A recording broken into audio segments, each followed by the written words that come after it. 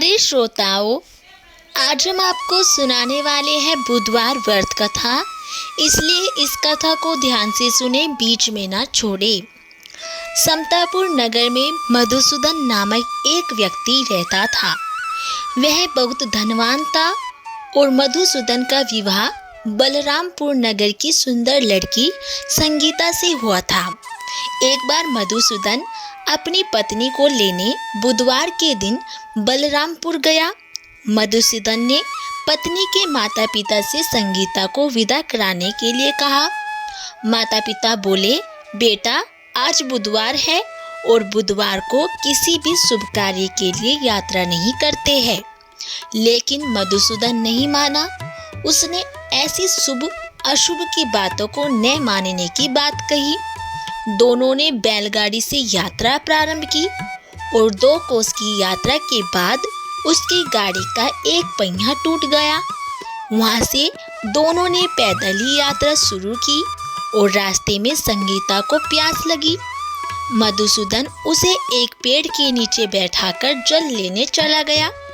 थोड़ी देर बाद जब मधुसूदन कहीं से जल लेकर वापस आया तो वह बुरी तरह हैरान हो उठा, क्योंकि उसकी पत्नी के पास उसकी ही शक्ल सूरत का एक दूसरा व्यक्ति बैठा था।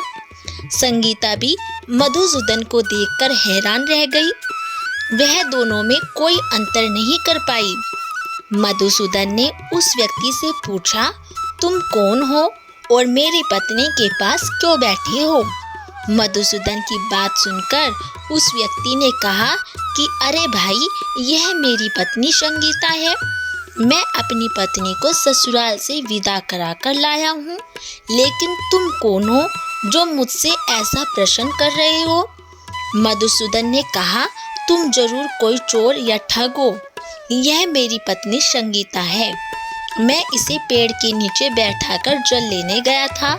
और इस पर उस व्यक्ति ने कहा, अरे भाई, झूठ तो तुम बोल रहे हो। संगीता को प्यास लगने पर जल लेने तो मैं गया था। मैंने तो जल लाकर अपनी पत्नी को पिला भी दिया है। अब तुम चुपचाप यहाँ से चलते बनो, नहीं तो किसी सिपाही को बुलाकर तुम्हें पकड़वा दूंगा। दोनों एक दूसरे से लड़ने लगे। उन्हें लड़ते देख बहुत से लोग वहाँ एकत्रित हो गए। नगर के कुछ सिपाही भी वहाँ पर आए और सिपाही उन दोनों को पकड़कर राजा के पास ले गए। सारी कहानी सुनकर राजा भी कोई निर्णय नहीं कर पाया। संगीता भी उन दोनों में से अपने वास्तविक पति को नहीं पहचान पा रही थी। राजा ने दोनों को कारागार में डाल देने के लिए कहा। राजा के फैसले पर असली मधुसूदन भयभीत हो उठा।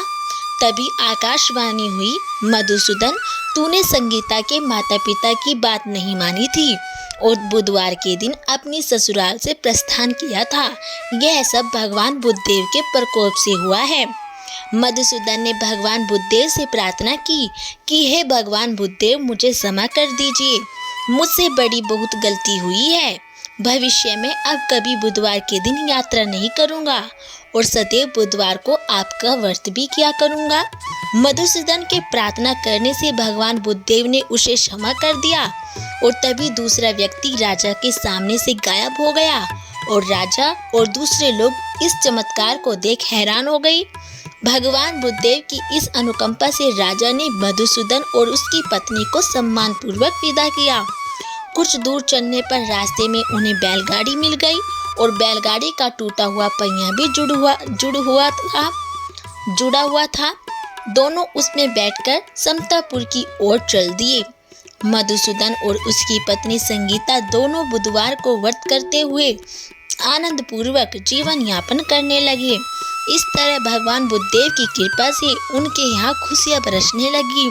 और इस तरह जो स्त्री पुरुष विधिवत बुधवार का व्रत करके व्रत कथा सुनते हैं, भगवान बुद्धदेव उनके सभी कष्ट दूर कर देते हैं।